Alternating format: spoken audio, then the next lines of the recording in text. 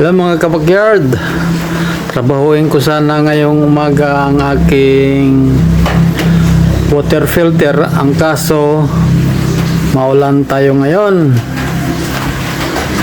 Tingnan nyo ang panahon. Ayan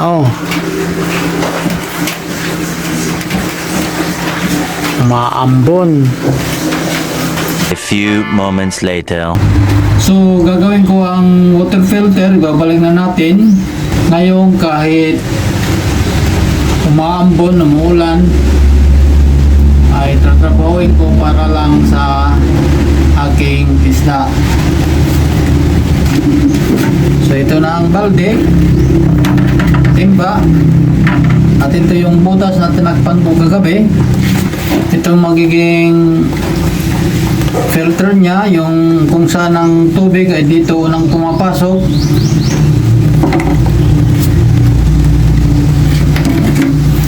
Tapos meron tayong uling para pagtanggal ng ammonia o amoy ng tubig.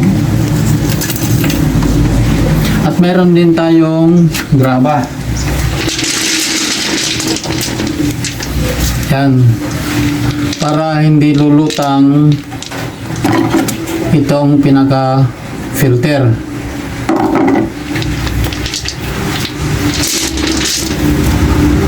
At meron din tayong net. Ito rin yung sasala sa mga maliliit na dumi, kaya ang resulta, ang lalabas ay naka-purified na, di ba? Wala nang dumi na lalabas pa sa ating water filter. Okay? So, let's go. Una, dito ay ilalagay ko ang mga uling.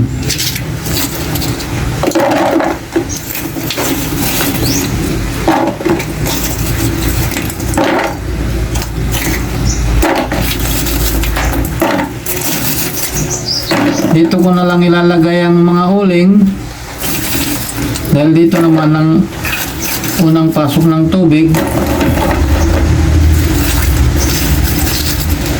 Mag-prevent kasi ito siya ng amoy ng tubig.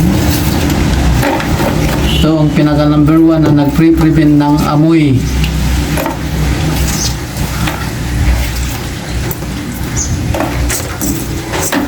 Dahil maulan, bilisan natin.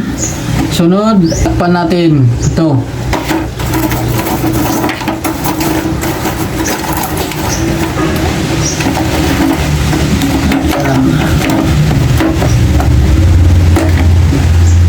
Tapos ilagay natin ito na.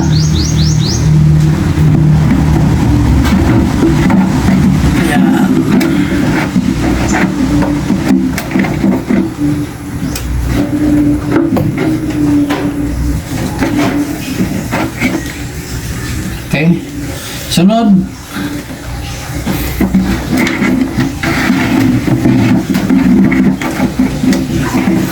lagay na natin itong net.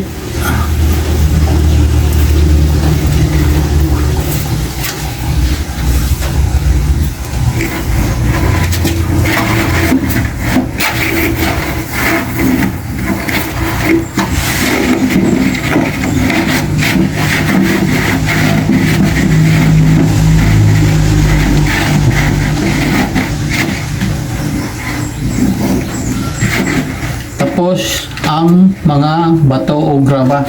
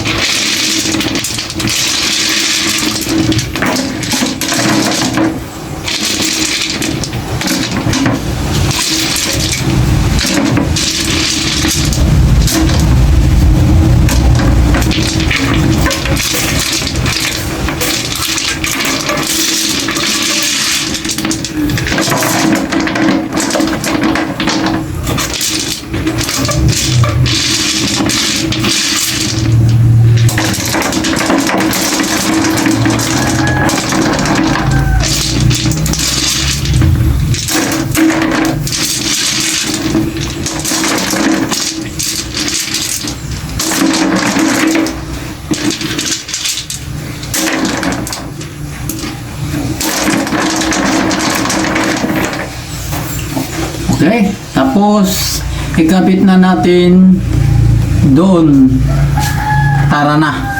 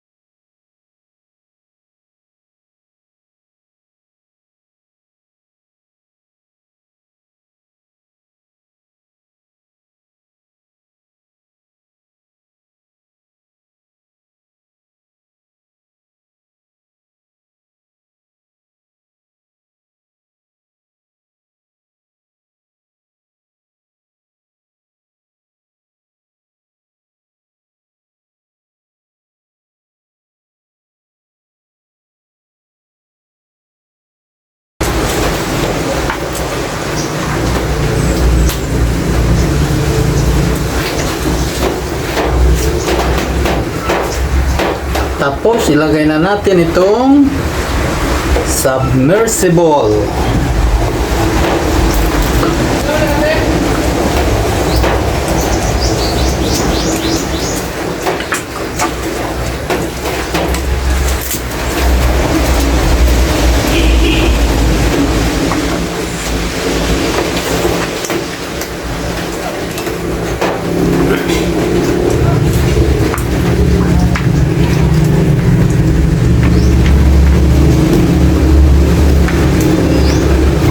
At isaksak natin kung gagana siya.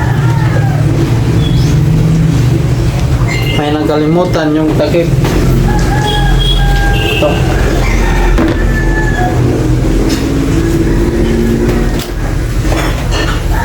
Pasok natin itong takip.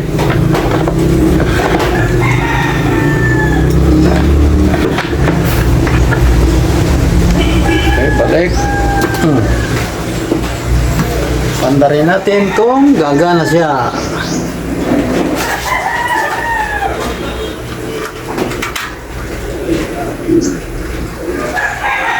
Ayan, mandar na.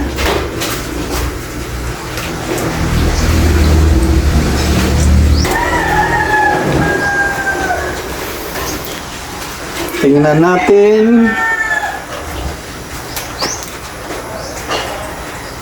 Maya-maya dahil umihigo pa si submersible ng tubig. Yan na.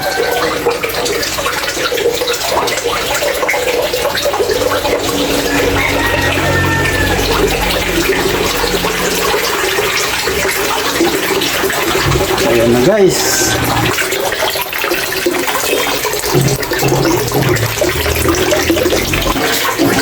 So, makakapagbigay na siya ng oxygen sa aking mga alagang isda.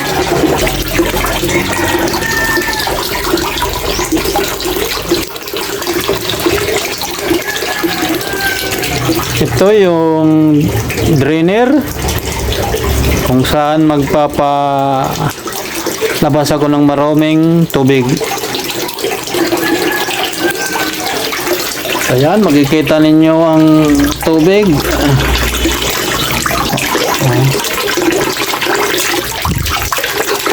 Walang duming nakahalo dahil mayroon tayong uling at saka net na inilagay doon sa ating filter.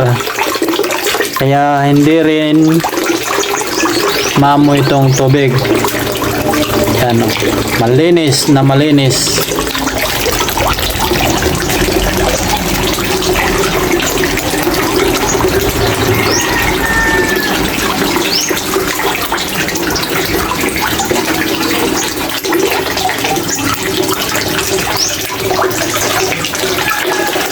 Tingnan natin sa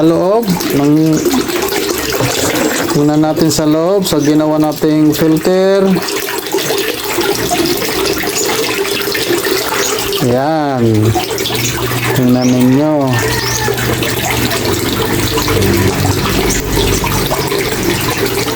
Mula sa submersible, ito ang tubig, papasok sa ilalim, doon sa may uling at sa kanit, tapos dito naman naakyat at dito siya lalabas sa mga exitan na ito.